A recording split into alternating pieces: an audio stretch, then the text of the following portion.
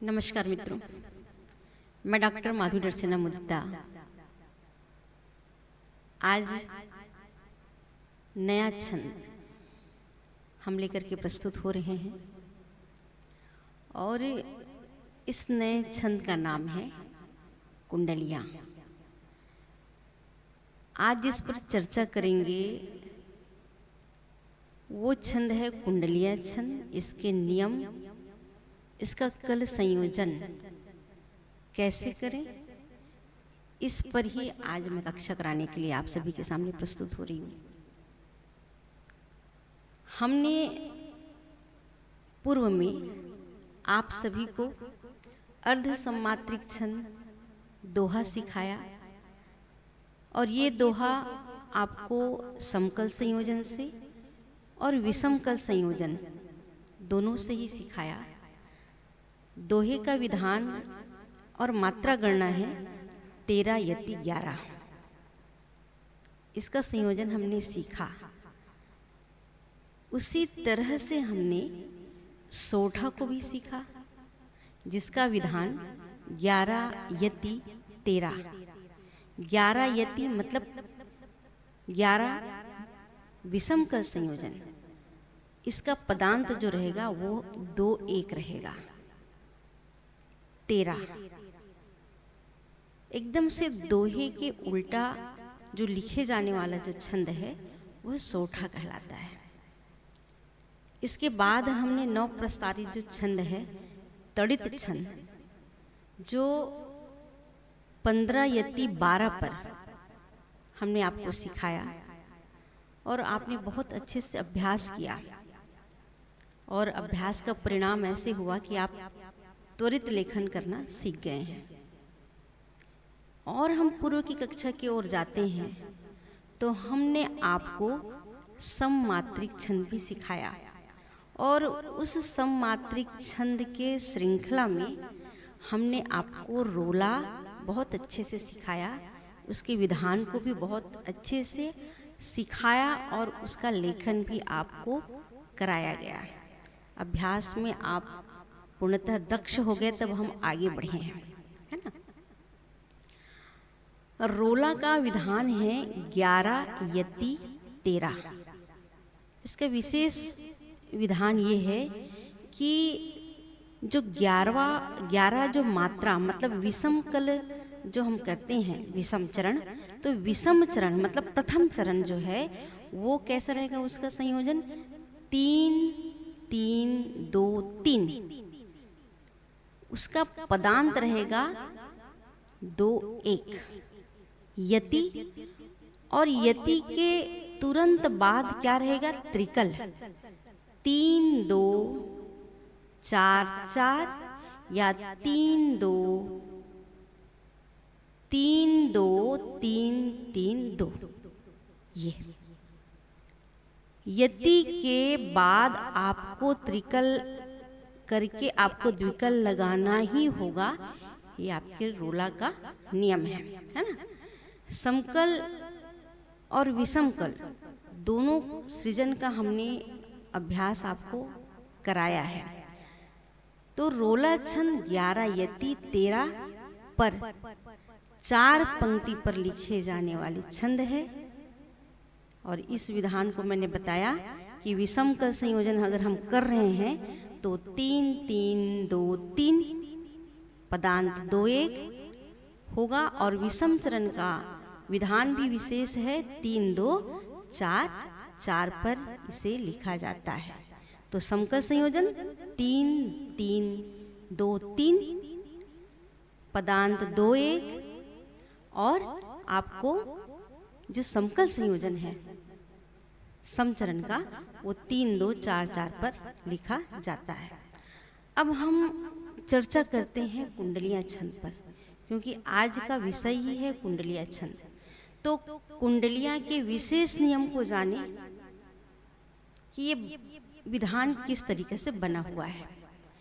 कुंडलिया रोला और दोहा 2 छंदों को मिलकर बनाया गया छंद है, और जब 2 छंद मिलकर एक नए छंद बन जाता है या दो छंद मिलकर अगर एक छंद बनता है तब हम उसको कहते हैं विषम मात्रिक छंद। तो इस छंद की शुरुआत कैसे करेंगे? दोहे से करेंगे। अब दोहा हमको चौकल से लेना है। मैं दोनों विधान बताऊंगी। अगर आप त्रिकल से ले रहे हो तो हम कैसे कुंडलिया का निर्माण करें, और चौकल से ले रहे हैं तो कैसे हमको कुंडलिया का निर्माण करना है। अक्सर दोहा आपको चौकल से ही लेना होगा, और चौकल आपको जानती हैं कि जो चौकल मतलब 4 मात्रा वाला शब्द। तो जो 4 मात्रा वाला शब्द है, तो 4 मात्रा हम कैसे लिख सकते हैं?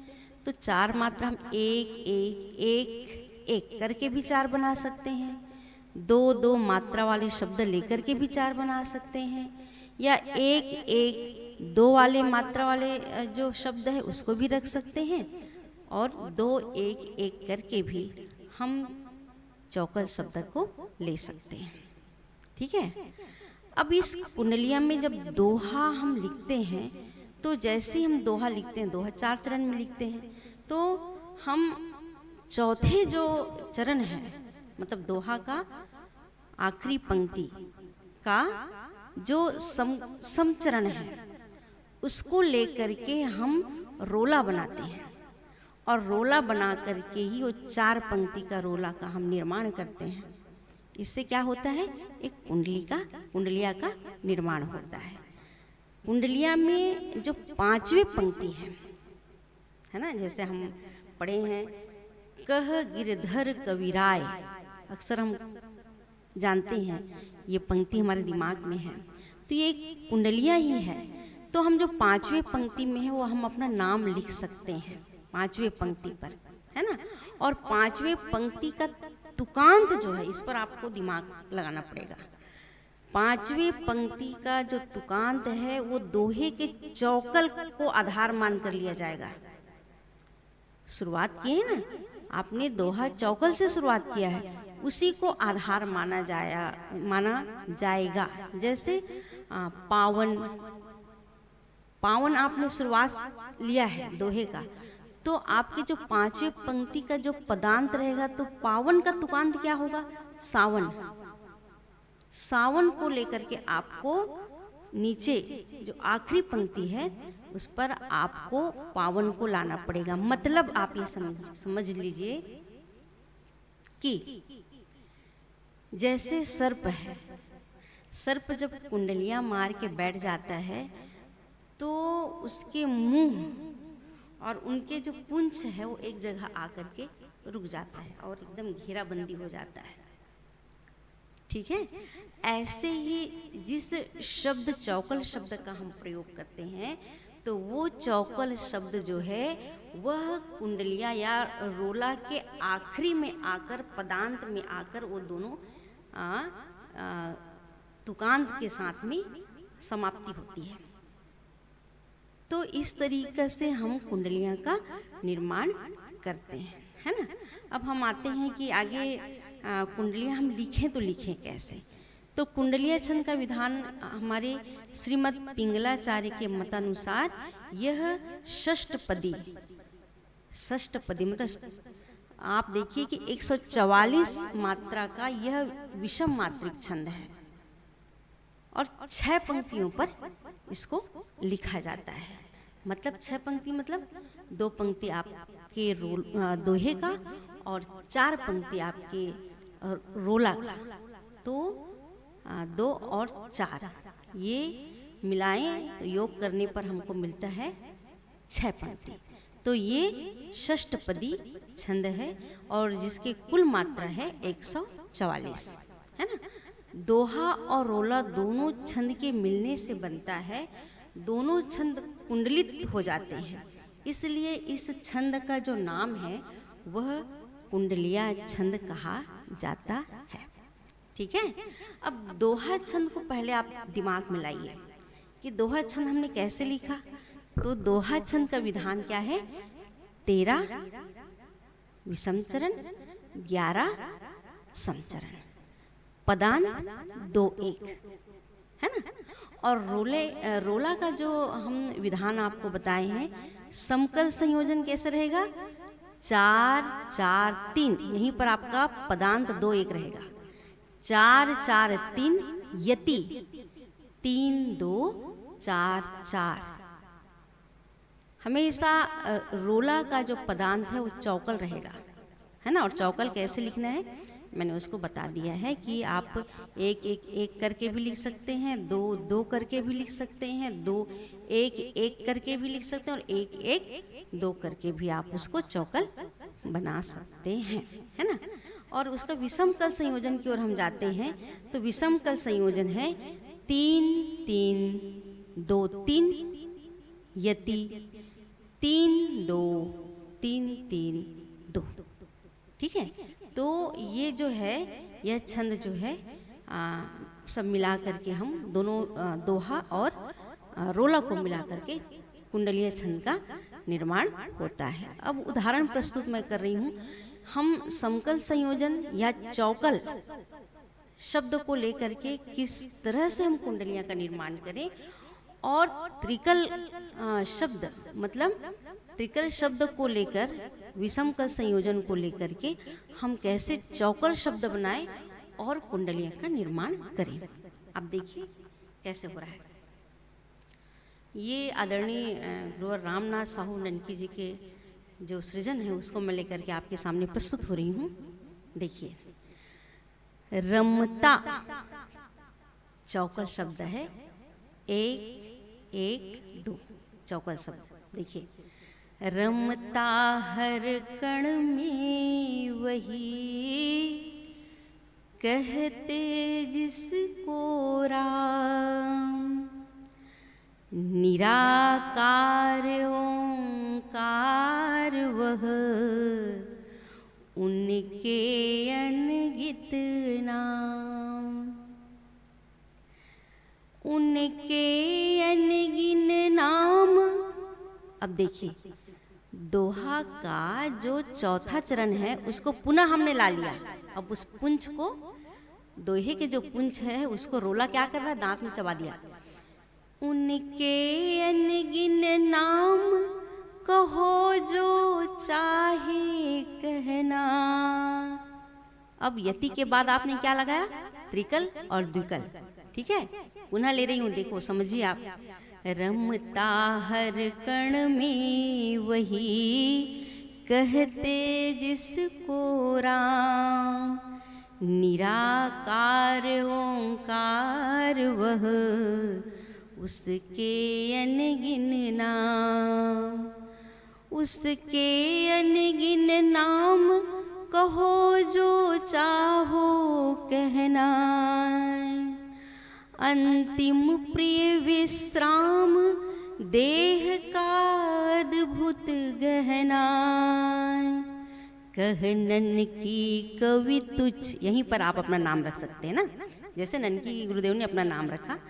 कहनन की कवि तुच्छ जगत की झूठी ममता। ये ममता जो है वो किसको आधार मान करके लिया गया है, दोहे के शुरुआत में आपने चौकल लिया है रमता, उसको आधार मान करके यहाँ पर रमता का तुकांत क्या रखा गया, ममता, है ना।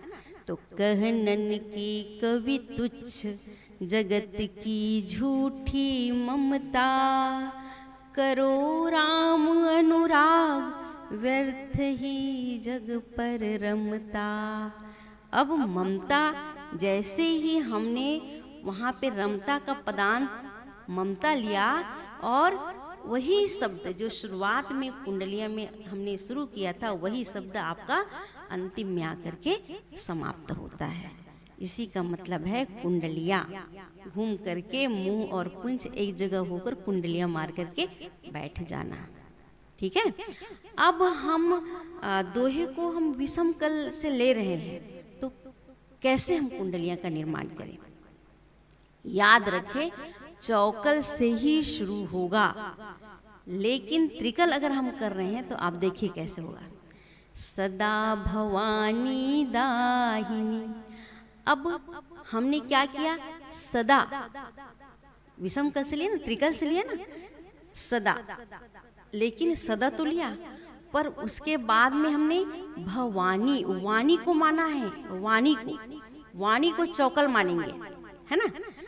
या आपने वाणी को चौकल माना, सदा भवानी में भवानी को चौकल माना, तो जो हमने यमाता लिया तो उसके चौकल को वाणी को ही लेना है, ठीक है। सदा भवानी दाहिनी सम्मुख रहे गणेश, पंचदेव रक्षा करे ब्रह्मा विष्णु महेश। अब महेश, ब्रह्मा विष्णु महेश फिर आ जाएगा। ब्रह्मा विष्णु महेश जगत के पालन करता, जब है तेरे साथ तुम्ही तो संकट हरता। अब दोनों का पदांत करता और हरता, है ना। अब उसी को हम तुकांत माने हैं। अब फिर पांचवें जो पंक्ति है उस पर हम अपना नाम रखेंगे। जैसे मैं रखती हूँ कि कह मुदिता मुस्कान, है ना, और आप अपने हिसाब से रख सकते हैं अपने नाम को। तो गुरुदेव ने क्या लिखा, सदा भवानी दाहिनी सम्मुख रहे गणेश, पंचदेव रक्षा करे ब्रह्मा विष्णु महेश। ब्रह्मा विष्णु महेश जगत के पालन करता, जब है तेरे साथ तुम्ही हो संकट हरता। कहनन की कवि तुच्छ नहीं है कोई सानी, पावन हो जब कर्म प्रहर्षित सदा भवानी। ठीक है, तो हमने क्या किया, जो सदा भवानी है उसको नीचे में लाया, पर जो वाणी का तुकांत हमने क्या लिया, सानी। इस तरीके से हम कुंडलियां का निर्माण करते हैं। मुझे आशा ये है कि समझाने का मैंने भरपूर प्रयास किया है। आप अच्छे से अभ्यास करेंगे तो और अच्छी तरीके से समझ जाएंगे। और फिर हम तो आप सभी के साथ में हैं। बहुत जने का कमेंट से ये आता है कि आप ब्लैक बोर्ड में लिख करके बताइए मैडम करके, तो वो संभव तो हो नहीं पा रहा है अभी, पर जितना मैं बता रही हूँ उसको समझने का प्रयास करें। और कुंडलीय छंद आप सीखें, सहज रूप से सीखें, सरल रूप से सीखें। समझ में नहीं आता तो आप हमें पूछ सकते हैं। ठीक है, बहुत बहुत धन्यवाद। साधुवाद।